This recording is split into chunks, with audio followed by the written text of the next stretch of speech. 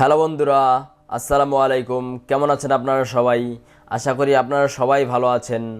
আমাদের মধ্যে যাদের উইন্ডোজে ইমেজ ভিউ করলে ভিউ হতে দেরি হয় কিংবা ফটো এরর দেখায়, সাধারণত আমরা এই রকমের সমস্যায় অনেকেই পড়ে থাকি। আজ আমি আপনাদের এই সমস্যাটার সমাধান করে দেখাবো। আপনারা দেখছেন টেক বাংলা গাইড আর আমি আছি আপনাদের সাথে মোহাম্মদ রবি। চলুন শুরু করা যাক।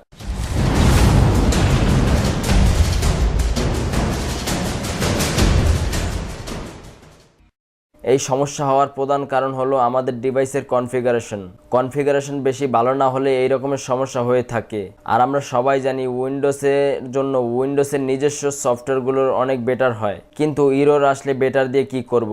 আমরা অনেকেই ফটো ইরর হওয়ার কারণে ওল্ড ফটো ভিউয়ার ব্যবহার করে থাকি, কিন্তু ওই ওল্ড ফটো ভিউয়ারের কাস্টমাইজেশন ভালো হয় না। তাই আজ আমি আপনাদের এমনই একটা সফটওয়্যারের সম্পর্কে জানাবো যার মাধ্যমে আপনারা ফটো ভিউ করতে কোনো প্রবলেম হবে না, ইররও দেখাবে না এবং কাস্টমাইজেশনও অনেক ভালো। তো সফটওয়্যারের নাম পিকচার ফ্ল্যাগ। আপনারা প্রথম আপনাদের মাইক্রোসফট স্টোরে যাওয়ার পরে পিকচার ফ্ল্যাগ ফটো ভিউয়ার এটা লিখলেই এসে পড়বে এই সফটওয়্যারটি। তারপরে আমার এখানে লঞ্চ লেখা, আপনাদের এখানে ইনস্টল লেখা থাকবে। আপনারা ইনস্টল ক্লিক করবেন, তারপর লঞ্চে ক্লিক করলেই লঞ্চ হয়ে যাবে। আর আমি এটা ডাউনলোড লিঙ্ক দিয়ে দেবো, আপনারা সেখান থেকেও চাইলে ডাউনলোড করে নিতে পারবেন। খুবই ছোট একটি অ্যাপস, আপনারা চাইলে খুব ইজিভাবে ডাউনলোড করতে পারেন। আমি একটা স্যাম্পল দেখাই যে কত দ্রুত এটার ফটোটা ভিউ হয়। তা আমি আমার ফাইলে যাওয়ার পর আমি একটা ফাইল ওপেন করি, ক্লিক করলাম, এই দেখেন খুব দ্রুত এসে পড়ে, খুব দ্রুত এসে পড়ে। আমি আবার দেখাই আরেকটা অ্যাপস। আর আপনারা চাইলে এটা মনে করেন আমরা ইউটিউবে যেরকম ব্যবহার করি, অ্যাপ ক্লিক করে ফুল স্ক্রিন হয়ে যায়, আবার অ্যাপ ক্লিক করলে স্মল স্ক্রিন হয়ে যায়, সেরকম হবে। আবার সাইডের বাটনে ক্লিক করলে ফটো চেঞ্জ হবে।